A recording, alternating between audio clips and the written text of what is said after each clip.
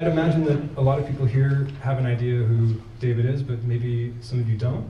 And actually, we could probably spend, I think, most of the evening just talking about all the amazing things in his bio, which we won't do, but I'll basically just summarize. That would be pretty funny if you were like, and first. Yeah. Well, the thing that's so funny about David and his accomplishments for being, you know, not very old, is that I find he has one of these kind of bios where you start reading it and it becomes not so much this thing that's so interesting about all these great accomplishments he's had, which he's had many, but it actually becomes a game of trying to guess which groups have not commissioned him, or what groups have not performed him, or what awards has he not won. So it's really great to have you here. Well, thanks. And some of you may or may not know that David is also the executive director of Matzah Festival, founder of the ensemble Newspeak, and one of the masterminds behind the new music Bake Sale.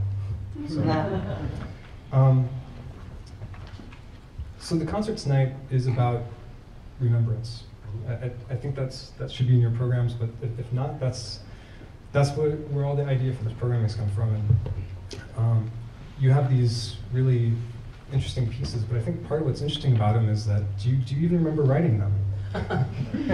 Yes, they're both pieces that were written in response to particular events in my life, and so they weren't written in the same way that I would write a piece normally. They were written usually in some sort of, I wouldn't say under duress, but I was definitely in an emotionally vulnerable space, I suppose.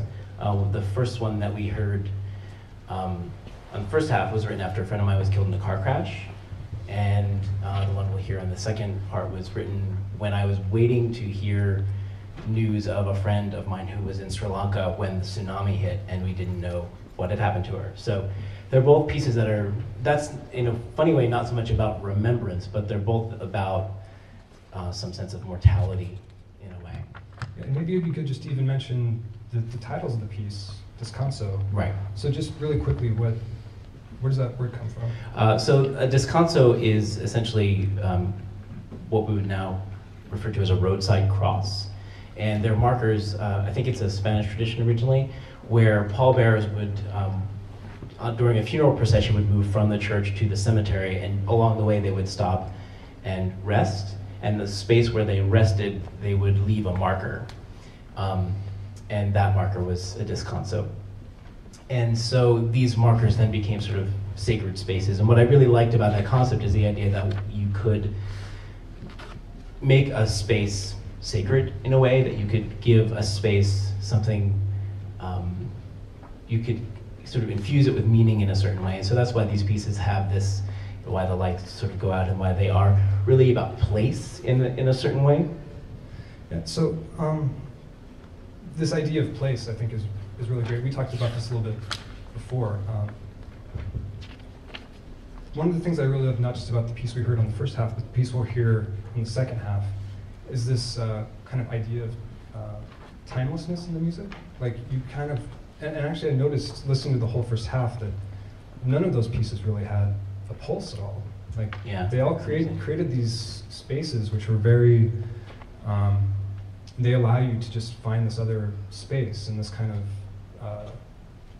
metaphorical or mental, emotional place to be in. That's one of the things I really love about these pieces. Well, one of the things, as a composer, you're dealing with the passing time. That's sort of your palette in a way, and then what you choose to fill in that time is sort of what becomes your work, your craft. And my music is typically, I'm a drummer, I grew up playing drum set in rock bands, and so my music tends to be very rooted in a pulse, and tends to be very rhythmically active and kind of all over the place in terms, it mixes styles very fluidly, and so these pieces are sort of unique in my output in that they kind of don't do this. They're all a single idea that just kind of is, and it kind of floats in space. Usually, especially in this last piece, really not with a sense of what the pulse is. And in the first one, the players are specifically instructed, even though they have rhythms written, they're instructed to not play together. And so you get these sort of lines that are moving alongside each other, but not together. Yeah, it's definitely something unusual in all the music I've known of yours. Yeah, it's I mean, I think it's something that creeps into parts of other pieces of mine, but there are only, I think, really these two and maybe one other where it's sort of the idea of the piece. Yeah, I think it's really, really lovely. Thank you. I love it in those pieces when you have the space to just kind of lose yourself in it and maybe remember something like tonight.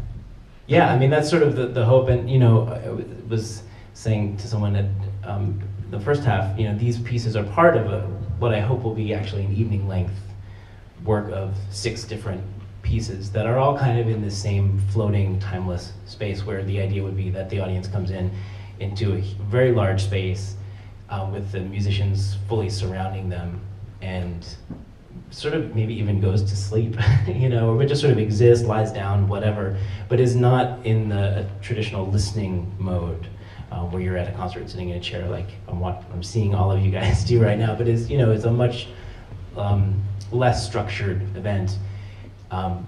So, you know, we'll see.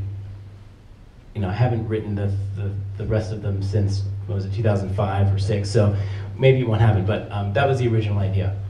So one of the things I've been thinking a lot about lately, and I'd love to just throw this out to get your thoughts on it, because I'm guessing it's something you think about a lot yourself, is terrified to know what that could be.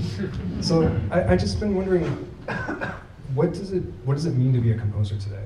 I mean, I feel like this is something that, on the one hand, it's easy to say a composer's a composer, you know, and this is the thing they do. But I think it had maybe some kind of meaning several hundred years ago. It had some kind of meaning maybe in the last 50 or 100 years. But is it the same now? And what is the role of composer nowadays? What does that mean? I mean, I think it's different for every composer, and that's sort of part of what being a composer is. And what's great about the time we live in is that there is no real singular definition of what that means. I think for me, it's about communication. I'm really interested in expressing something with my work, which I think is why in the last 5 years I've really started finding more and more joy in writing theater pieces and operas that are really have narratives. I think it's also important to think of that in terms of being a musical citizen, which is something that's really important to me. I mean, you mentioned Mata and Newspeak and the New Music Bake Sale. I mean, these are all, I think of these as all part of my job as a composer, in addition to writing music. You know, I have a responsibility to the community that is going to play the music or that is going to present the music in addition to writing it. So for me, that's a really important part of it. Yeah, I love that idea of being a musical citizen, but I also love that you brought up again Mata and Bake Sale, yeah, because it's actually kind of a fascinating position you find yourself in, and especially in light of this new group and this concert tonight. So if you think about, I don't know if this is in your program notes or not, but the name of the group, Hotel Elefant, is based on a place in Austria where composers have been known to meet. And that was one of the inspirations for this group, was just this idea of this meeting place of composers and ideas can come together. And you're right in the middle of that with an organization like Mata and an organization like doing what you're doing with the Bake Sale. Yeah, well, I mean, the Bake Sale is and actually, sorry, maybe there are people that don't know what the Bake Sale is. Yeah, I mean, it's called the New Music Bake Sale. We just had our 3rd one this past Sunday, and it is literally a new music bake sale. It's a bunch of, you know, anybody can sign up to get a table, ensembles, composers, whatever, and you bring cookies and you sell them. I mean, it's like literally you buy, you know, I have like bags and bags of cookies at home now from this thing on Sunday, which is, as do I. It's kind of a bad part of it, but and of course, you know, there's beer because it's new music and there are composers involved, so there's got to be some sort of alcohol. But yeah, and it's basically, it started out as an idea. It was actually an idea that came from Melissa Hughes, who was the singer in Newspeak, and we were having a meeting and just trying to brainstorm novel fundraising ideas for Newspeak. And she said, you know, we were thinking about, you know, with her partner Matt Marks, with whom she has an ensemble called Ensemble de Sade, you were thinking how crazy it would be to have a bake sale for new music, and that kind of, we brought Matt in and James Moore and a bunch of people, and we sort of put this thing together. And what we found after the first event is that there was this amazing sense of community that we all felt. And there was this great, the first year, So Percussion was the closing act, and part of their set was they just walked around and started hugging people in the audience, and so the whole end of this show was like everybody hugging. It was kind of crazy and ridiculous and beautiful. And so, but we realized that, you know, it's so important for the new music community to have a place to just get together that is about being together and about being in this together, because it's hard to do what we do and sort of survive, so we need each other. And so that was sort of the basis of the bake sale. Well, the thing that's so great about it is that, I mean, being in the city, we're all very supportive, I think, of each other.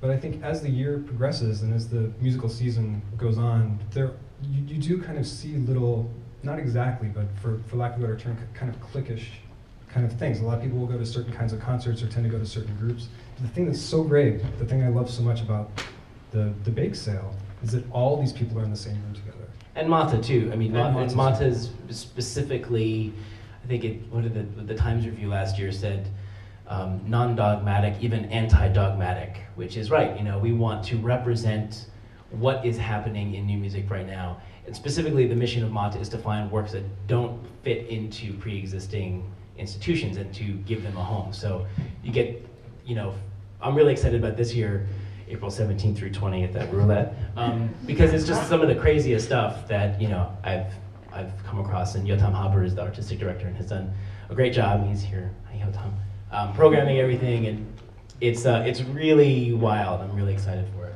Well, we should definitely wrap this up, but I just want to throw one more thing at you before we get to the second half, and just kind of a general question just about collaboration. Like, how's it been working with musicians, and kind of what do you take away, or what do you enjoy about the process of working with players and collaborating with players? I think that's something that's always really fascinating to me. Yeah, I mean, I love working with musicians, which is good for a composer to love, I think. It's been really interesting. I mean, I guess my most intense collaborative experience with performers has been with Newspeak, and that's a sort of unique situation because I'm the director and I'm a composer, but I also play drum set for the group. And we played together for many, many years. So we're at this point now where I give the performers in the group a piece, and they're very comfortable telling me what they think about it. And so they'll say, "This is really awkward for me to do. Do you really want this, or, would it?